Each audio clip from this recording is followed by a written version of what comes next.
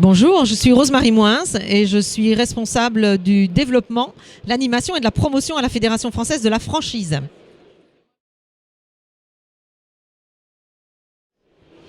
Alors on peut dire que le secteur de la franchise se porte bien, on va dire l'expression consacrée, il a le vent en poupe, puisque les chiffres 2018 sont tombés il n'y a pas très longtemps, et on a dénombré 2004 réseaux de franchise avec 75 000 franchisés et un chiffre d'affaires de 62 milliards d'euros, ce qui représente des progressions de 2 à 3% par rapport à l'année dernière. Donc effectivement c'est un secteur qui se porte bien.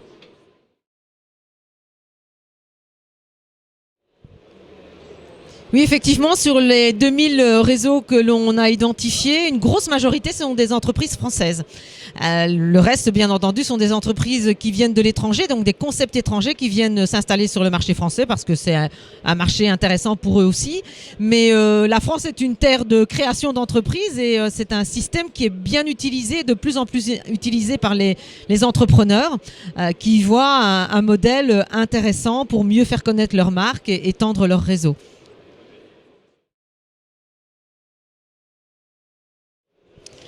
Alors c'est un modèle bien utilisé, comme je le disais. Pourquoi ?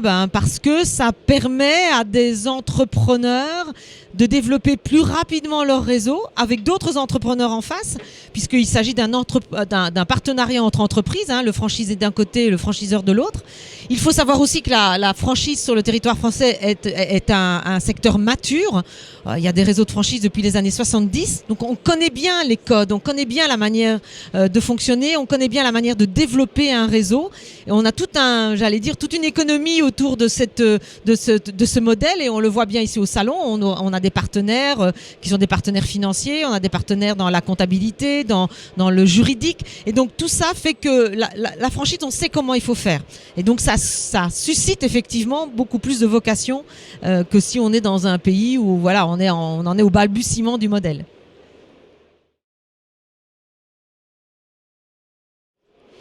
Alors c'est vrai qu'on parle souvent du profil type du franchisé pour dire assez vite derrière, il n'y a pas de profil type.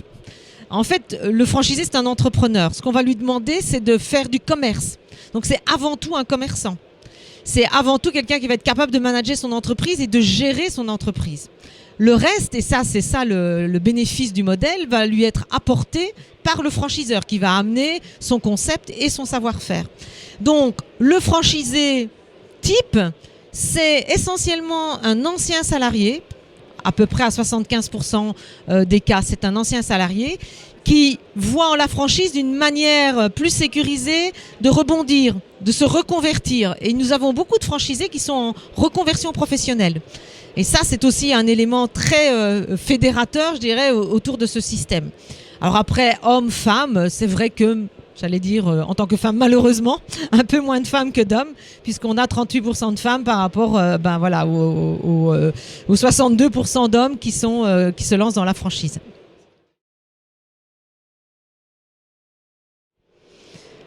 C'est vrai que les villes, les petites villes, les villes moyennes souffrent beaucoup de désertification des centres-villes. Il y a d'ailleurs, le gouvernement s'en est emparé de cette problématique, puisqu'il y a un plan Action Cœur de Ville qui a été voté. Il y a 5 milliards d'euros qui ont été mis sur la table pour redynamiser les centres-villes. Et la franchise a toute sa part dans cette revitalisation, a toute sa place dans cette revitalisation, puisqu'elle fait souvent office de locomotive.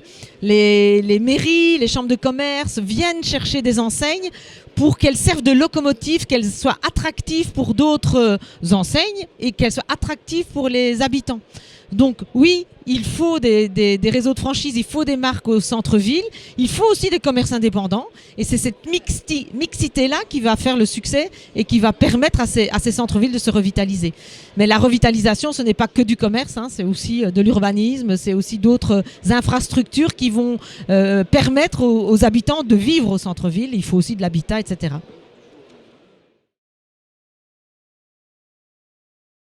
Les conseils, c'est déjà d'avoir envie d'entreprendre, de se rendre compte que être franchisé, c'est d'abord et avant tout être chef d'entreprise.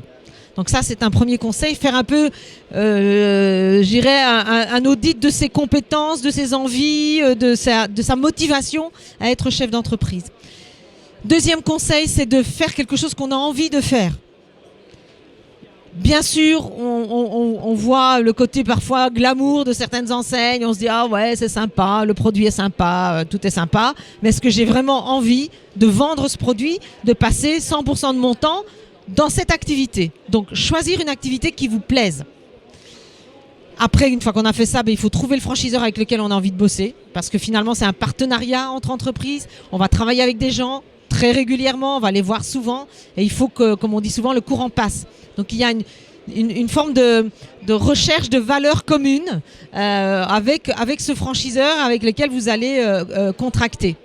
Et puis ne jamais, ce serait peut-être le dernier conseil, ne jamais signer de contrat de franchise sans avoir été rencontrer les franchisés du réseau, comparer le discours du franchiseur avec celui du franchisé qui lui vit au quotidien sa franchise pour être bien sûr qu'on fait le bon choix. Donc c'est un dossier qui se travaille, ça n'est pas un coup de tête, il faut penser à ce qu'on veut faire, il faut maturer ce projet avant de signer quoi que ce soit.